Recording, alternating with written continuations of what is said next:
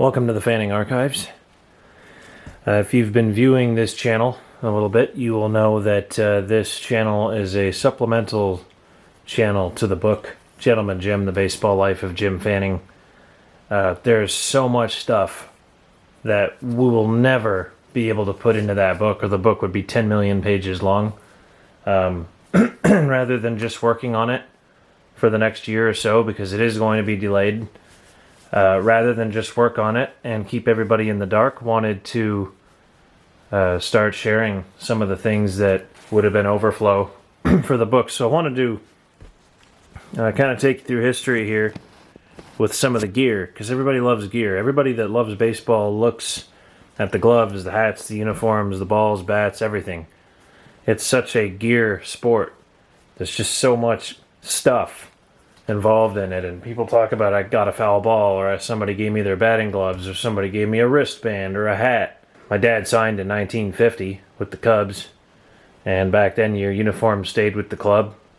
You kept your glove, but I mean, he used to leave his catcher's gear on his porch in Iowa, and kids on local teams and just scrimmaging and stuff would go pick it up and play. So, you know, there wasn't some sort of an attachment to stuff a lot of the time back then. I'm sure guys used the same glove for so many years, but superstition, there just didn't seem to be that way. So as the 80s came along, when he was managing, my dad, and stuff just became more apparent. You know, there was just more stuff. And then if you look at it from when I was a kid, being in clubhouses growing up, and you walk by John Silverman and he opens up a fresh box of New Era caps. It's just like crazy, the amount of stuff. Man, you want a Giants hat? Sure. You want a Marlins hat? Yeah, sure. You know, spring training. Want a Cardinals hat? Oh yeah, sure. Boom, box opens up, fresh pack of hats. And that's just, it's so different. And there wasn't as much, there was gear, but a lot of it stayed with the club back in the old days. It just didn't seem like people cared as much. So what I wanted to show you today, I wanted to show you turf shoes then and now. So these are just my turf shoes. I'm not sure how I got them now, but they're the MLB New Balance turf shoes. I don't think they're the umpire turf shoes. What's the model on them? 950s? What does that say?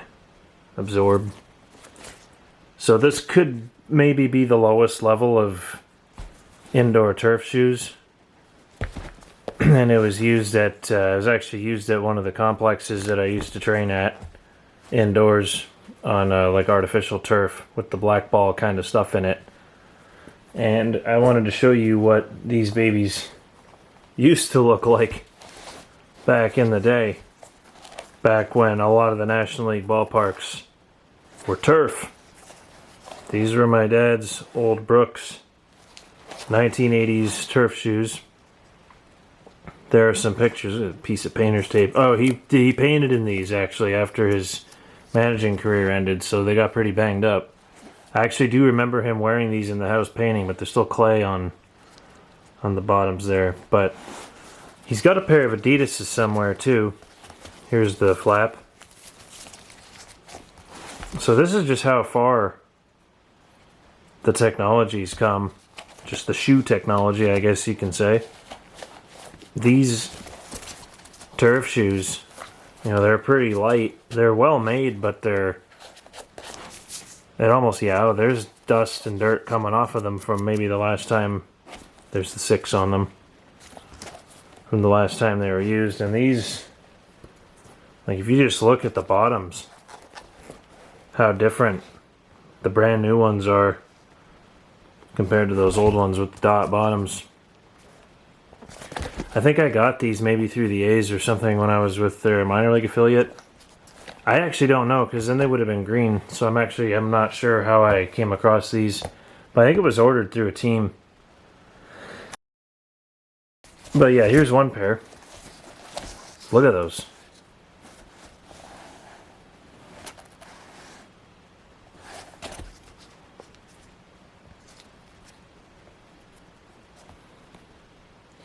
Very light, and I'll move them over here. The funny pair is more of the tennis shoe type. So this one, even more of a, it almost has like a cork interior, if you can see that. Again, like look at that interior compared to what they're doing here. You know, the new stuff. It's got all the, look, it's got baseball stitching on the inside. And here it's just like, nobody's looking at the inside of your shoe. Look how thin that is right there compared to the other one. Like a tractor tire there. More like a tennis shoe here.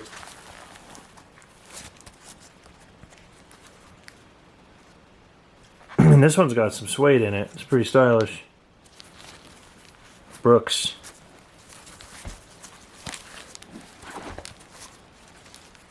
Yeah, man, this is what they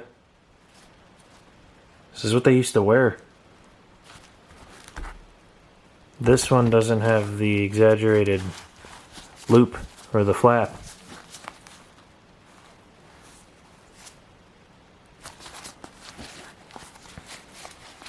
These almost look like they could have been like gym shoes.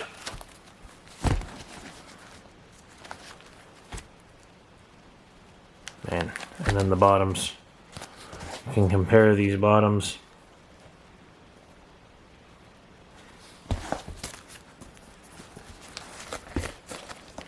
And then all the extra of the modern shoe.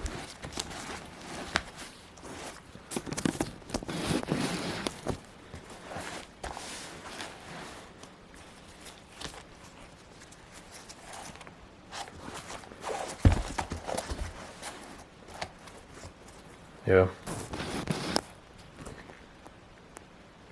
That's just history.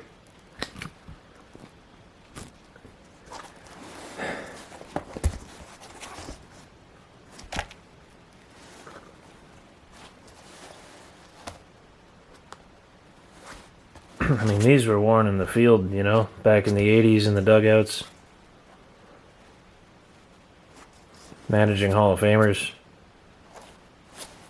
You know, it's just, my dad's been gone, it'll be 11 years this year. It's just amazing that there was a time where he was alive, you know, and in his 50s and wearing these. It kind of puts a lot into perspective, I guess. When someone's around that you love, you know, spend as much time with them as you can. Yeah, but he really wore these.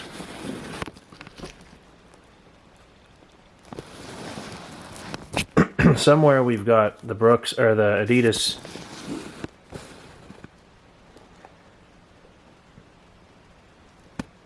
I'll have to find those, but these are really special to see. Brooks had a much larger presence in baseball back then, and I remember growing up too.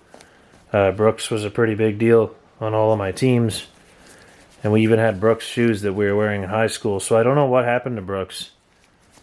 And Cooper was a really big one out there too. Cooper bats, Cooper gloves, Cooper shoes, cleats. I had white Cooper cleats. I remember getting Mizuno cleats. Really bright white Mizuno rubber spikes. In like the year 2000, and there was an aluminum bat and everything, and it was like the Mizuno stuff was really coming across new at the time. It was right around the time Ichiro was getting pretty popular too, so there must have been some kind of a deal. And I remember some of the Mizuno stuff I had was like Mariners colors too. I had all this white stuff, and then some of them randomly had a teal.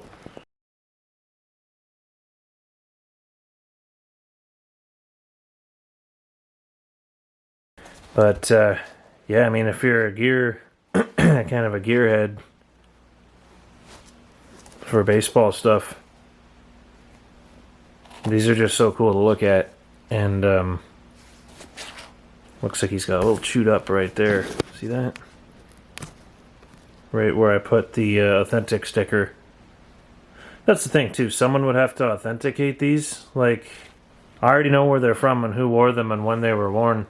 I know there's authenticators in this part of the business and whatever these people do, but I mean, I'm not that far out of the picture. I know how that stuff works, but you know, it's almost more sense to just look at them the way we are right now.